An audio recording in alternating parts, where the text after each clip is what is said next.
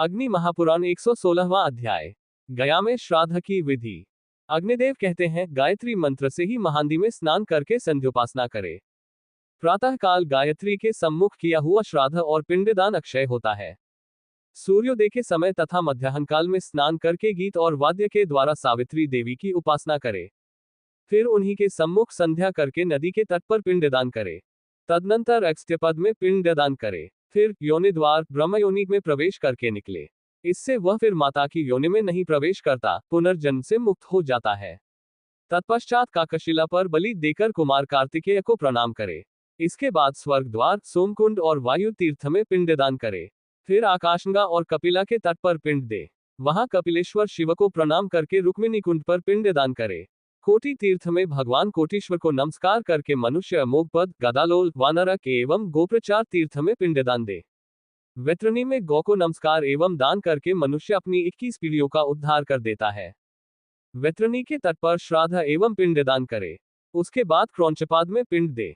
तृतीया तिथि को विशाला, निश्चिरा, ऋण मोक्ष तथा पापमोक्ष तीर्थ में भी पिंडदान करे। भस्म कुंड में भस्म से स्नान करने वाला पुरुष पाप से मुक्त हो जाता है।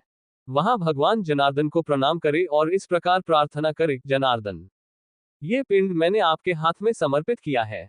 परलोक में जाने पर यह मुझे अक्षय रूप में प्राप्त हो। गया में साक्षात भगवान विष्णु ही पितृदेव के रूप में विराजमान है। उन भगवान कमलनयन का दर्शन करके मानव तीनों ऋणों से मुक्त हो जाता है। तदनंतर मार्कंडेयेश्वर को प्रणाम करके मनुष्य गृद्धेश्वर को नमस्कार करे। महादेव जी के मूल क्षेत्र धारा में पिंडदान करना चाहिए। इसी प्रकार गृध्रकूट, गृध्रवट और धौतपाद में भी पिंडदान करना उचित है। पुष्करिणी, कर्दमाल और रामतीर्थ में पिंड दे। फिर प्रभासेश्वर को नमस्कार करके प्रेतशिला पर पिंडदान दे। उस समय इस प्रकार कहे, दिव्यलोक, अंतरिक्षलोक तथा भूमिलोक में जो मेरे पितर और बांधव आदि संबंधी प्रेत आदि के रूप में रहते हो, वे सब लोग इन मेरे दिए हुए पिंडों के प्रभाव से मुक्ति लाभ करें। प्रेतशिला 3 स्थानों में अत्यंत पावन मानी गई है, गया शीर्ष, प्रभास तीर्थ और प्रेतकुंड। इनमें पिंडदान करने वाला पुरुष अपने कुल का उद्धार कर देता है। वशिष्ठेश्वर को नमस्कार करके उनके आगे पिंडदान दे।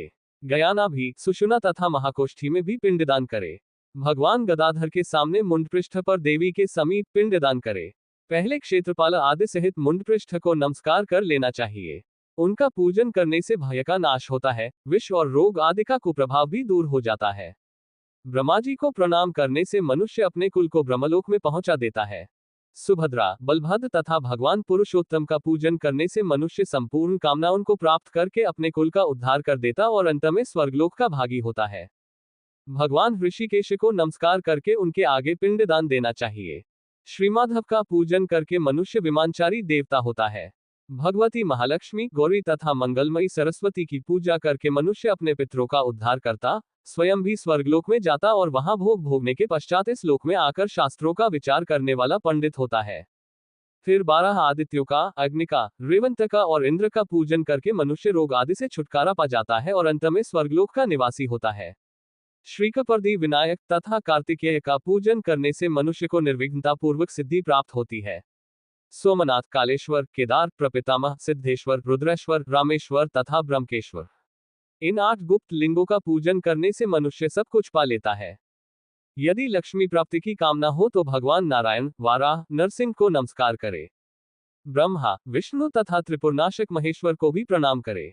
वे सब कामनाओं को देने वाले हैं। सीता, राम, गरुड़ तथा वामन का पूजन करने से मानव अपनी संपूर्ण कामनाएं प्राप्त कर लेता है और पितरों को ब्रह्मलोक की प्राप्ति करा देता है। देवताओं सहित भगवान श्री गदाधर का पूजन करने से मनुष्य तीनों ऋणों से मुक्त होकर अपने संपूर्ण कुल को तार देता है। प्रेतशिला देवरूपा होने से परम पवित्र है। गया में वह शिला देवमयी ही है। गया में ऐसा कोई स्थान नहीं है जहां तीर्थ न हो। गया में जिसके नाम से भी पिंड दिया जाता है, उसे वह सनातन ब्रह्म में प्रतिष्ठित कर देता है। फल्वीश्वर, फल्गुचंडी तथा अंगारकेश्वर को प्रणाम करके श्राद्धकर्ता पुरुष मतंग मुनि के स्थान में पिंडदान दे। फिर भरत के आश्रम पर भी पिंड दे। इसी प्रकार हंस तीर्थ और कोटि तीर्थ में भी करना चाहिए।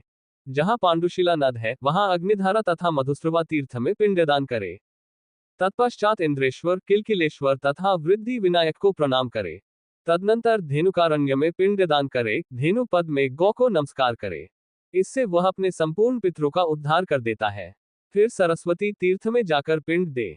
सायंकाल संध्योपासना करके सरस्वती देवी को प्रणाम करे। ऐसा करने वाला पुरुष तीनों काल की संध्योपासना में तत्पर वेद वेदांगों का पारंगत विद्वान ब्राह्मण होता है। गया की परिक्रमा करके वहां के ब्राह्मणों का पूजन करने से गया तीर्थ में किया हुआ अन्नदान आदि संपूर्ण पुण्य अक्षय होता है। भगवान गदाधर की स्तुति करके इस प्रकार प्रार्थना करे, जो आदि देवता गदा धारण करने वाले, गया के निवासी तथा पितर आदि को सद्गति देने वाले हैं। उन योगदाता भगवान गदाधर को मैं धर्म, अर्थ, काम और मोक्ष की प्राप्ति के लिए प्रणाम करता हूँ। वे देह, इंद्रिय, मन, बुद्धि, प्राण और अहंकार से शून्य है। नित्य, शुद्ध, बुद्ध, मुक्त, द्वैत शून्य तथा देवता और दानवों से वंदित है। देवताओं और देवियों के समुदाय सदा उनकी सेवा में उपस्थित रहते हैं। मैं उन्हें प्रणाम करता हूँ। वे कलि के कल्ष, पाप और काल की पीड़ा का नाश करने वाले हैं। उनके कंठ में वनमाला सुशोभित होती है। संपूर्ण लोकपालों का भी उन्हीं के द्वारा पालन होता है। वे सबके कुलों का उद्धार करने में मन लगाते हैं। व्यक्त और अव्यक्त सब में अपने स्वरूप को विभक्त करके स्थित होते हुए भी वे वास्तव में अविभक्त आत्मा ही है। अपने स्वरूप में ही उनकी स्थिति है। वे अत्यंत स्थिर और सारभूत हैं तथा भयंकर पापों का भी मर्दन करने वाले हैं। मैं उनके चरणों में मस्तक झुकाता हूँ। देव भगवान गदाधर, मैं पितरों का श्राद्ध करने के निमित्त गया में आया हूँ। आप यहाँ मेरे साक्षी होइए। आज मैं तीनों ऋणों से मुक्त हो गया। ब्रह्मा और शंकर आदि देवता मेरे लिए साक्षी बने। मैंने गया में आकर अपने पितरों का उद्धार कर दिया। श्राद्ध आदि में गया के इस महात्म्य का पाठ करने से मनुष्य ब्रह्मलोक का भागी होता है। गया में पितरों का श्राद्ध अक्षय होता है। वह अक्षय ब्रह्मलोक देने वाला है। इस प्रकार आदि आग्नेय महापुराण में गया में श्राद्ध की विधि विषयक 116वां अध्याय पूरा हुआ।